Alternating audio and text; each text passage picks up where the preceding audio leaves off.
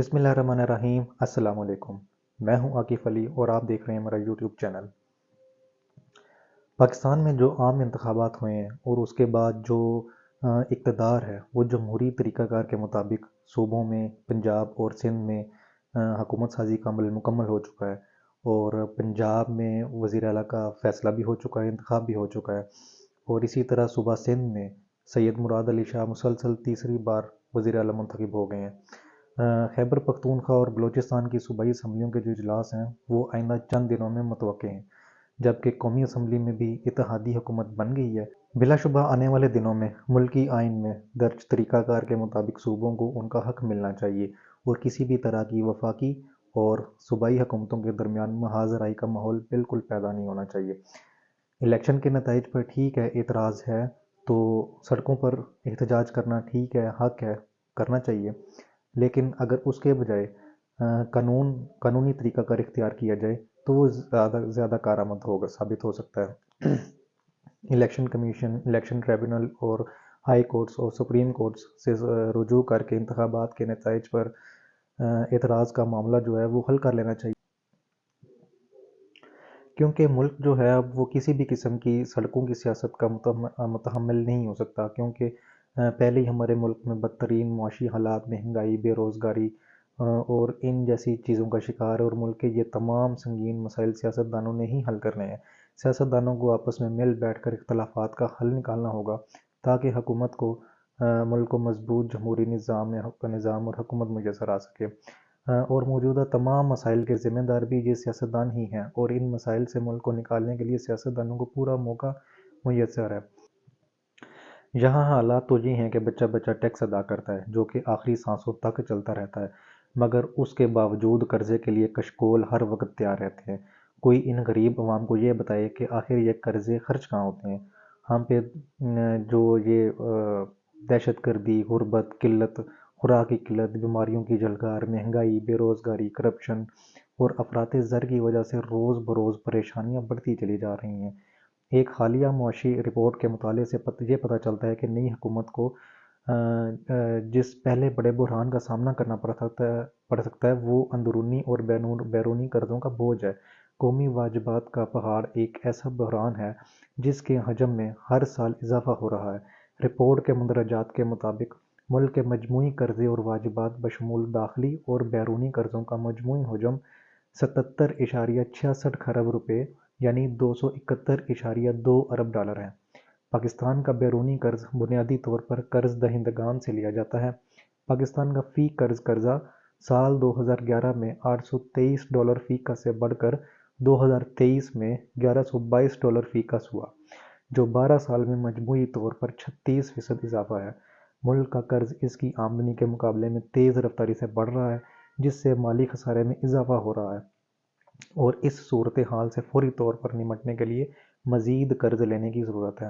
سال 2011 کے بعد سے پاکستان کے بیرونی قرضوں میں تقریباً دگنا جبکہ داخلی قرضوں میں 6 گنا اضافہ دیکھا گیا ہے، جس میں سے ملک کو ایک اندازے کے مطابق 49.50 ارب ڈالر قرض کی ادائیگی کرنا ہوگی، جو 30% سود ہے۔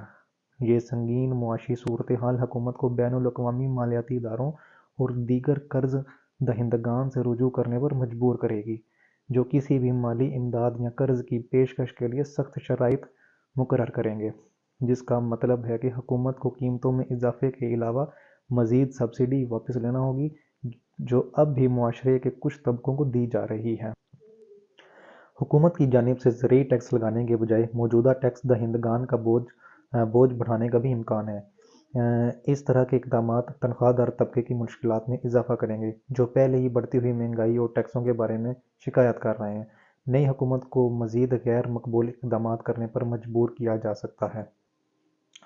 ملکی معاشی استحکام کے لیے برآمدات میں اضافہ انتہائی ضروری ہے، لہٰذا اس سلسلے میں ہمیں اپنی مصنوعات کی پیداواری لاگت کم کرنے کے لیے فوری تمام ممکن اقدامات یقینی بنانا ہوں گے تاکہ ہم عالمی منڈیوں میں دیگر ممالک کی سستی مصنوعات کا مقابلہ کرنے کی پوزیشن میں آ سکیں۔ چونکہ ہماری مصنوعات کی پیداواری لاگت زیادہ ہے، اس لیے ہمارے ایکسپورٹرز کو عالمی منڈیوں میں مسابقتی اور مقابلتی مشکلات کا سامنا ہے۔ کیونکہ جب انٹرنیشنل امپورٹرز کو دیگر ممالک کی سستی مصنوعات دستیاب ہوں گی تو وہ ہماری مہنگی مصنوعات کیوں خریدیں گے؟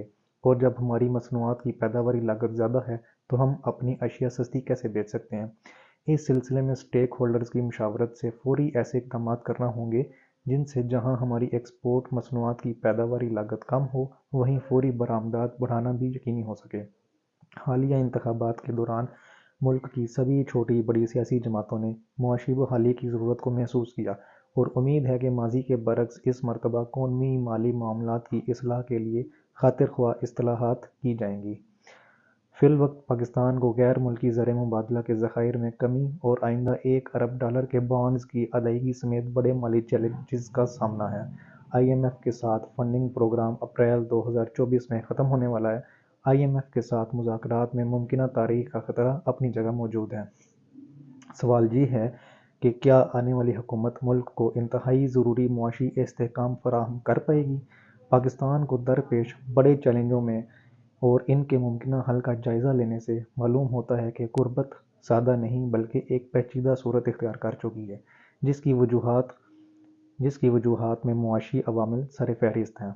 مالی فریم ورک بہتر بنانے کے لیے جامع معاشی اصلاحات، کم آمدنی والے لوگوں کو فائدہ پہنچانے والے پروگرامز اور عوامی اخراجات میں اضافہ اور مالیاتی منڈیوں تک رسائی کو بہتر بنانے کے اقدامات کے ذریعے حاصل کیا جا سکتا ہے۔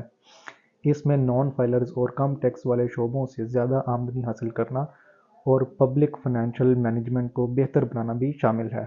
ان اقدامات سے حکومت کو سماجی اور ترقیاتی اقدامات کے لیے مزید فنڈز مختص کرنے کا موقع ملے گا۔ در حقیقت ہمیں بنیادی طور پر دانشمندانہ فیصلہ سازی کی ضرورت ہے۔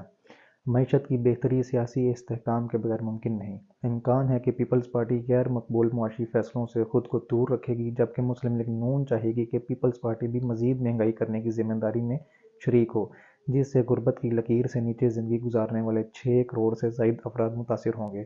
پاکستان کے طرز حکمرانی کو دیکھ کر ایسا لگتا ہے کہ غیر پیداواری اخراجات میں کمی نہیں کی جا سکتی جبکہ قرضوں کی ادائیگی کی جانی چاہیے اور آزاد power producer I P Ps جنہیں آئی پی پیز کہا جاتا ہے ان کے مطالبات کو بغیر کسی ہنگامہ آرائی کے قبول کیا جانا چاہیے۔ لہٰذا حکومت کے پاس سکڑتے ہوئے سماجی شعبے پر کفایت شاری کی تلوار دبانے کے سوا کوئی چارہ نہیں رہے گا۔ حکومت ممکنہ طور پر ترقیاتی بجٹ میں کٹوتی کرے گی اور وفاقی اکائیوں کے حصے کو تبدیل کیا جائے گا جس سے وفاقی اخراجات کم کرنے میں مدد ملے گی۔ وفاقی حکومت صوبوں کی ادائیگی میں تاخیر کی بھی کوشش کرے گی جس سے صوبوں میں سماجی شعبے کی ترقی بھی متاثر ہوگی۔ جمہوریت کے قیام اور تسلسل کے لیے ناگزیر ہے کہ ملک کے سب ادارے اپنے طے شدہ فرائض تک خود کو محدود رکھیں۔ پارلیمنٹ ایک بااختیار ادارہ بنے، الیکشن کمیشن ایک آزاد ادارے کی حیثیت سے کام کرے، ملک کی عدلیہ سیاسی اداروں کو کام کرنے دے۔